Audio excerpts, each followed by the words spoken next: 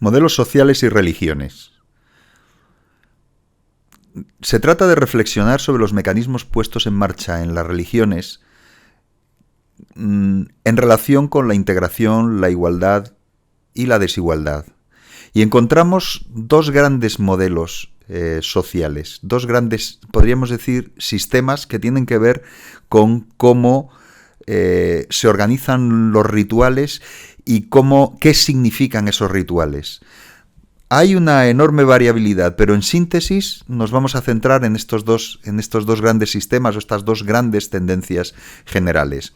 Nos encontramos, por una parte, un sistema que podríamos denominar horizontal, que es el más común, por ejemplo, en las religiones nacionales o también, evidentemente, en los contextos étnicos, en las religiones étnicas y, en general, de un modo clarísimo, en las nómadas. Y, en cierto modo, también en las modernas. Pero digamos que es muy característico de religiones étnicas, nómadas, nacionales. ¿En qué consiste este sistema horizontal? Pues este sistema horizontal tiene una tendencia a potenciar los mecanismos para neutralizar las desigualdades. Y en esos mecanismos los rituales tienen un papel muy importante. El ritual, una vez que se termina, una vez que el ritual se desarrolla, después el sistema es más horizontal que antes. La solidaridad en el sistema se ha potenciado y se ha potenciado también la igualdad en ese sistema. Muy característico lo que podríamos denominar ritos de solidaridad.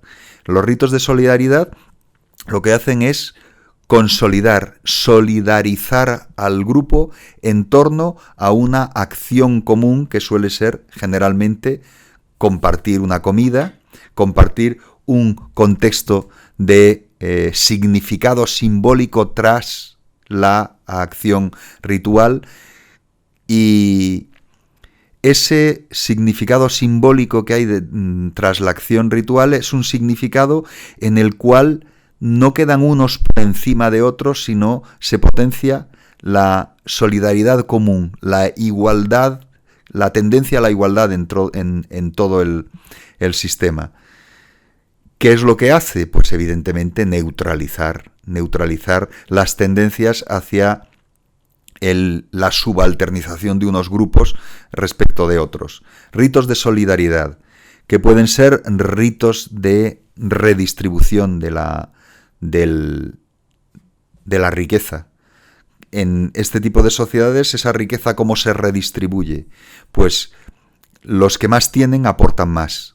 Se ve muy claramente en los rituales festivos asociados a banquetes, lo que se llaman los ritos de comensalidad, banquetes sagrados que se basan ¿en qué? Pues en la provisión desigual. Suelen aportar más los que más tienen, pero no se ahondan las relaciones de desigualdad, porque a quienes se agradece no es a quienes han aportado, sino a los dioses o a los antepasados. Es muy diferente lo que significa un ritual de comensalidad en un sistema piramidal, en el que agradeces a quienes han pagado. Y por tanto, después de la comida, después del ritual, después de la fiesta, el estatus de quienes han pagado estaría por encima de los que han estado en una relación en la que se ahonda la subalternización. En cambio, en lo que estamos viendo aquí, los ritos de comensalidad en un contexto horizontal proveen unos, es decir, podríamos decir, pagan unos, y todos agradecen, todos los que consumen agradecen, pero lo agradecen a la divinidad. Para eso sirve el dios que preside, o la diosa que preside el festival. No se ahondan las relaciones de desigualdad, no se ahondan.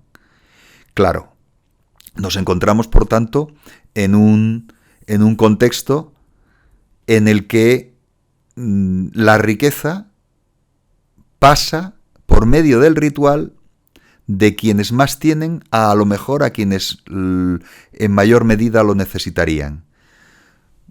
Un ejemplo de sociedades mediterráneas en que las fiestas están centradas, muchas de ellas en los modelos tradicionales. Las fiestas son fiestas que están engarzadas en un calendario en el cual suelen producirse cuando más necesidad hay de ellas, que es cuando menos se ha podido acumular o atesorar.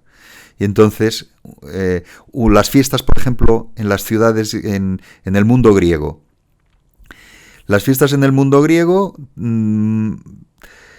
se concentraban mucho en los meses en los cuales ya no queda casi de lo que se ha producido, están a punto de florecer y a punto de haber nuevos frutos, pero todavía no los hay, y es el momento de mayor estrés en relación con la dieta.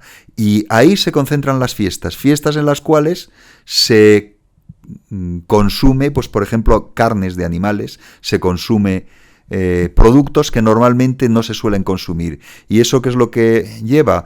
Pues a que en esos contextos de fiesta, después de llevado a cabo la fiesta, la solidaridad es muchísimo mayor. ¿Y quiénes han proveído? Quienes tienen frente a quienes tienen menos. O cuando se desarrolla más la ciudad, es la propia ciudad, por medio de la percepción de rentas, impuestos, etcétera, la que ofrece esos productos que se consumen y se reparten. Todo eso lo que genera es un sistema tendente a la horizontalidad. Y no es de extrañar pues, que un modelo político tendente a la horizontalidad, como es el modelo democrático, surgiese en estos contextos en los cuales el sistema había tendido a buscar esos compromisos que se basan en la ritualidad, luego se basarán en la política, pero se basaban en la ritualidad, esos compromisos que hacían al débil más fuerte, después de una comilona de este tipo, al débil más fuerte, y al fuerte menos fuerte porque tenía menos riqueza, porque la había tenido que compartir, aunque fuesen los dioses los que se llevasen todo el mérito. Y por tanto, como los dioses simbolizaban la ciudad, era la ciudad, simbolizaban a la colectividad, era la colectividad la que se fortalecía. Se agradece a los dioses, o en otras sociedades se agradece a los antepasados. Los ritos de solidaridad, por tanto, son fundamentales en estos sistemas horizontales. También característico de los sistemas horizontales es la posibilidad de que existan ritos de crítica, en que se critica a los que más tienen, o ritos de inversión, en que un día los que están arriba están abajo y los que están abajo están arriba. Ese tipo de rituales de crítica o rituales de inversión, que lo que hacen es reducir, en este caso, así como en los ritos de solidaridad, en el banquete, reducen el dinero, o el peculio, si quieren llamarlo así, peculio, que es un término latino que se refiere, termina en nuestra lengua refiriéndose a la riqueza en general, pero se refería a los animales, y muy particularmente a los animales, a las ovejas y a los animales que eran susceptibles de ser sacrificados en un ritual. Entonces, es menor el peculio directamente y etimológicamente, el peculio, es decir, los animales que tenía alguien, la riqueza en muchos casos era acumulación de ese tipo de animales, pues los que se tenían eran menos después de haberlos ofrendado a los dioses para el ritual. Y por tanto, ¿qué nos encontramos? Pues la solidaridad, por una parte, que homogeneiza, que horizontaliza la sociedad.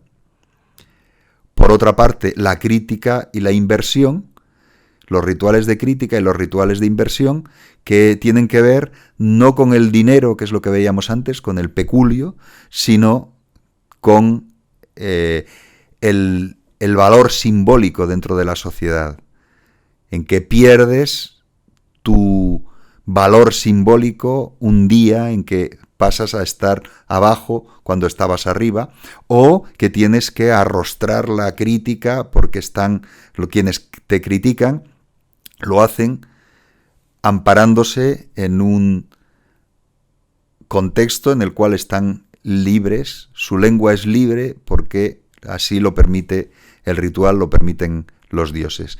¿Qué nos encontramos en los sistemas piramidales?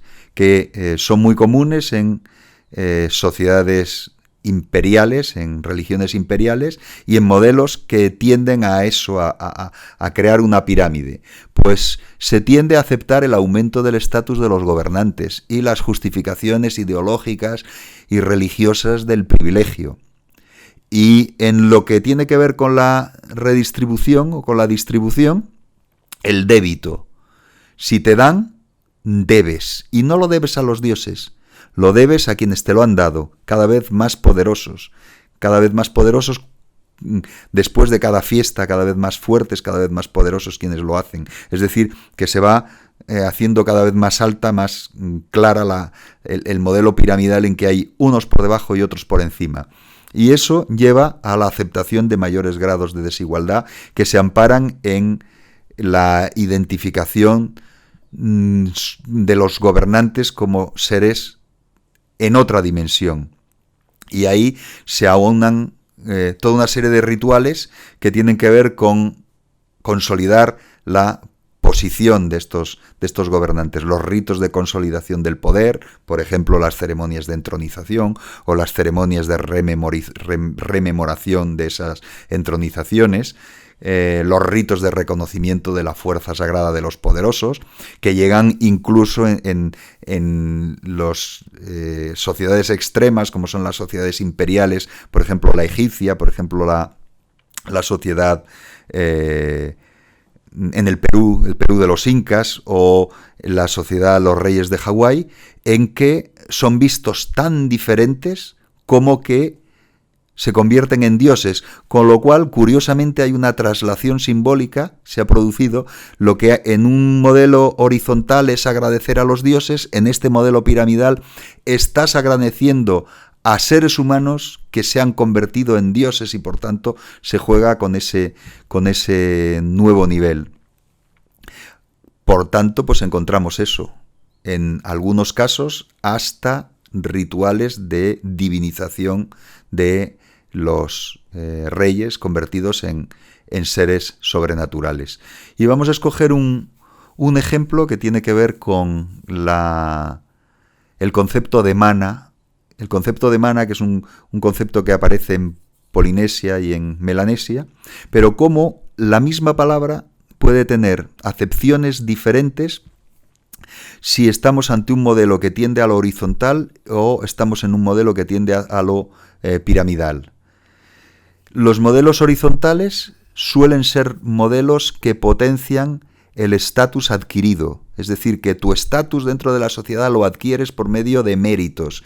En cambio, los otros suelen potenciar el estatus adscrito, es decir, que se te adscribe el estatus por tu parentesco o por tu cercanía a quienes tienen el poder.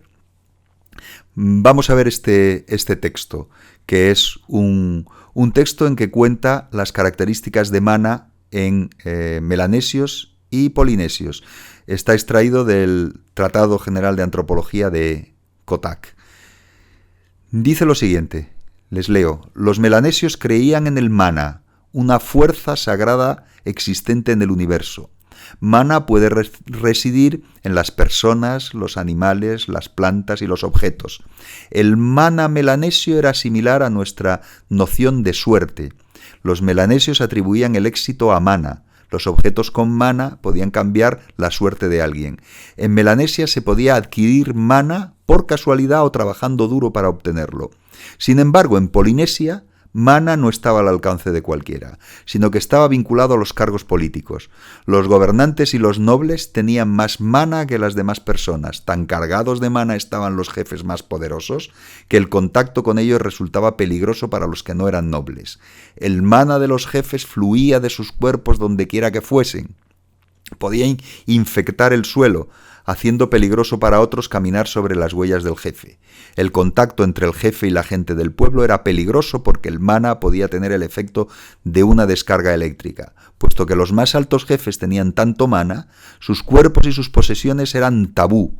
El contacto entre un alto jefe y los plebeyos estaba prohibido, puesto que las personas ordinarias no podían soportar tanta corriente sagrada. Cuando alguien contactaba accidentalmente con un jefe era necesario realizarle ritos de purificación. Los hawaianos creían que nadie tenía tanto poder como el gobernante.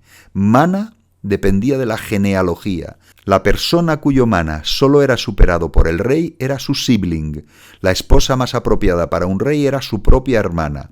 Nótese que el matrimonio de hermano-hermana significaba también que los herederos reales tendrían tanto mana o tanta divinidad como era posible. La función manifiesta del incesto real en Hawái formaba parte de las creencias de aquella cultura sobre mana y divinidad.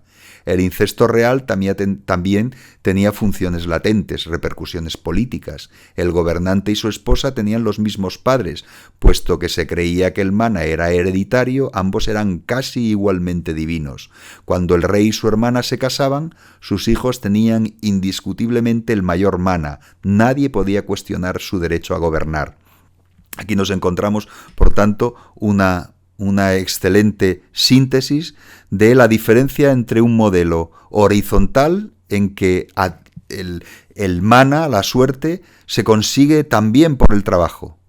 El mana se consigue por medio de trabajo duro, es decir, se adquiere frente a el modelo hawaiano en que el mana se adscribe por nacimiento, incluso lo vemos ahí, tiene que ver con la genealogía. Y por tanto, estamos ante sociedades de igualdad, sociedades horizontales o tendentes a la horizontalidad en un caso, y sociedades piramidales, verticales, en las cuales hasta el estatus de los gobernantes es tan extraordinariamente poderoso que salen del ámbito de lo humano, se convierten en seres sobrenaturales. Y como son seres sobrenaturales, no cumple para ellos, por ejemplo, el tabú del incesto, que es lo que encontramos entre los reyes egipcios, lo encontramos en los reyes de Hawái y en unos cuantos otros ejemplos de este tipo, en que el gobernante ha salido fuera completamente del modelo humano hasta en ese asunto como es las estrategias matrimoniales.